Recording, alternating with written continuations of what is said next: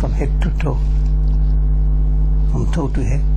Many times after looking at him like that state, and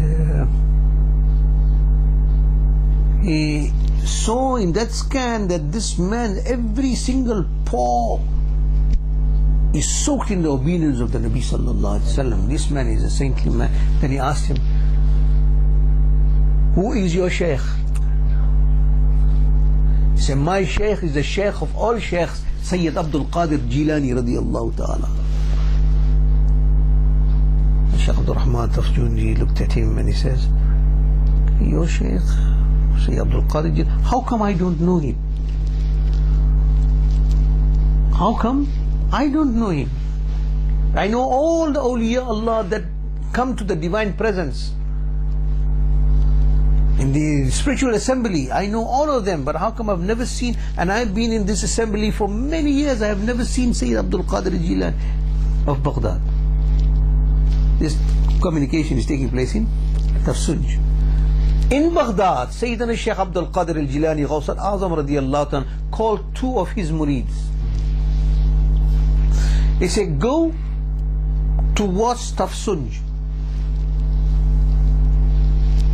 Go towards Tafsunj.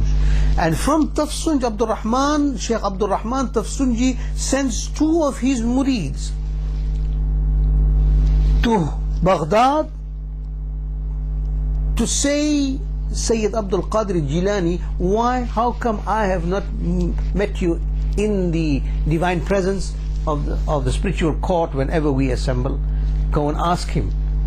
Ghaus Pak sends two of his messengers somewhere. He say, on the way from Tafsunj towards Baghdad, at a certain area, you will find two riders. Stop them. This is the message they are bringing to me.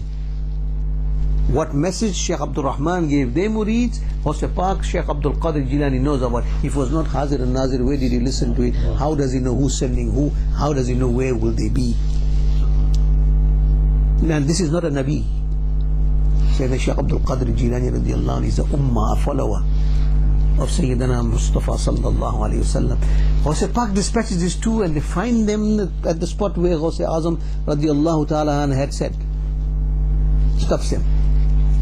Say, you are this, you are that, you are from certain place, Shaykh Abdul Rahman Tafsunji sent you, and this is your question. And there's your answer, you don't have to go to Baghdad. So Ghaus al-Azam radiyallahu ta'ala gives the answer. He gave him the answer of the question too. And he says that he who is outside the house cannot see in the veranda. He who is outside in the courtyard cannot see what's in the veranda. He who is in the veranda cannot see inside the bedroom. He who is in the bedroom cannot see inside the secret bedroom. Tell Abdul Rahman that Abdul Qadir says that you have no access to that unique and special spot where I am in the divine presence. You can never see me. Subhanallah. Your status doesn't allow you to see me, and you are banned from coming to that place because you're not in that category. My league is something else.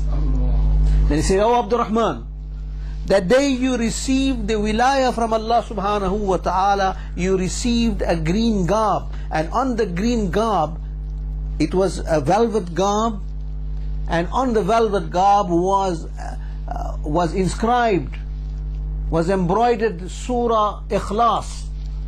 Do you remember that? He said, yes, I remember that. He said, then I sent that garb to you. And you say that your neck is the highest in the awliya Allah. You don't even know where I am sitting. That's a restricted zone that you cannot enter. How did Ghaus al-Azam radiyallahu anhu know that what garb was given to him in the arcane regions, in the spiritual zone? How does he know about it? In that dimension what happened if he was not Hazir and Nazir? How did he know what speech, what Shaykh Abdul Rahman Tafsunji was having with his murid? Now there are so many incidents. Now I'll give you a last and final qawl of Imam Ash-Shami, Imam Ibn Abidin Ash-Shami, whose authentic book on Islam, on Hanafi fiqh, is Fatawa Ash-Shami. Imam Ibn Abid, Sayyid Ibn Abidin Ash-Shami radiyallahu ta'ala, he says there, وطي المصافة لقوله عليه السلام زويت للأرض ويدل عليه ما قالوا في من كان في المشرق وتزوج امرأة بالمغرب فاتت بولد يلحق. He says that swift travelers also, they say swift travel is also a miracle according to the hadith of the Prophet ﷺ. Like Sayyidina Gharib Nawaz came from one moment, and Huzur Ghawsul Azam radiyallahu ta'ala, you know, in a split of moment, he's here, he's there. This swift travel is also a miracle according to the Quran, hadith of Nabi sallallahu alayhi wa sallam. It's a miracle, it's a karama. Nabi sallallahu alayhi wa sallam says, the land was folded for me. Nabi sallallahu alayhi wa sallam says, وَطَيُّ الْمُسَافَةِ, that the land was folded to me. You know when the king of Abyssinia, Najashi, when he passed away, Nabi sallallahu alayhi wasallam was aware. He was not given a message. A messenger came and told him from Najashi, "O Rasul, O Allah's Habib sallallahu alayhi wasallam, Najashi passed away." Nabi sallallahu alayhi wasallam was Hazir and Nazir. He knew Najashi passed away, and he announced as soon as he passed away, he announced his passing away in Medina Munawwar. And then Nabi sallallahu alayhi wasallam called the Sahaba. He said, "Come, let's make Salatul Janaza on the Muslim brother who had passed away, Najashi." And Nabi sallallahu alayhi wasallam said the angel folded the land between Medina Munawwara and Habasha, and the Janaza of Najashi was there in front of him. Allahumma salli ala Sayyidina Muhammadi wa alihi wa barik. Say the land was folded for me, proves that which the illustrious jurist Fuqaha said, that if a man lives in the east, this is a masala now, if the man lives in the east and marries a woman in the west, far apart on the globe,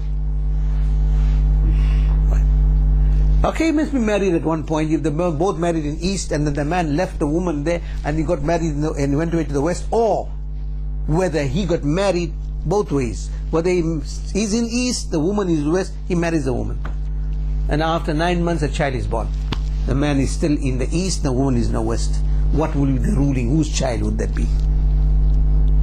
The Fuqaha, illustrious Fuqaha, jurists of Islam, Imam Shami in his kitab, and Imam Shami in the second volume, page 32, under Babul Murtaddin Karamatul Awliya. In that chapter, he says that if she gives birth to a child, then that child will be the progeny of the man living in the east.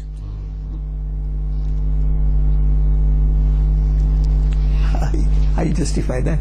The man is in the east, the woman is in the west. He marries a woman on the opposite direction of the globe, and no contact, nobody knows him, he's still living there.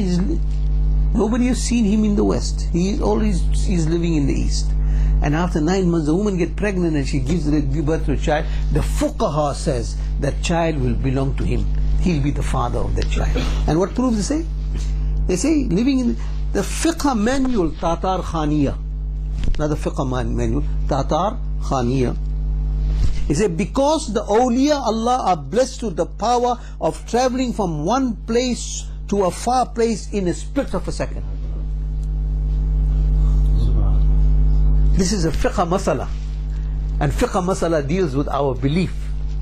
Now are we going to tear that book and chuck it away and say the Imam Allama Sayyid Ibn Abidin he doesn't know what he's speaking about? When suddenly you pop up and you say that no, we know what is pristine Islam. He was a mujaddid of his time.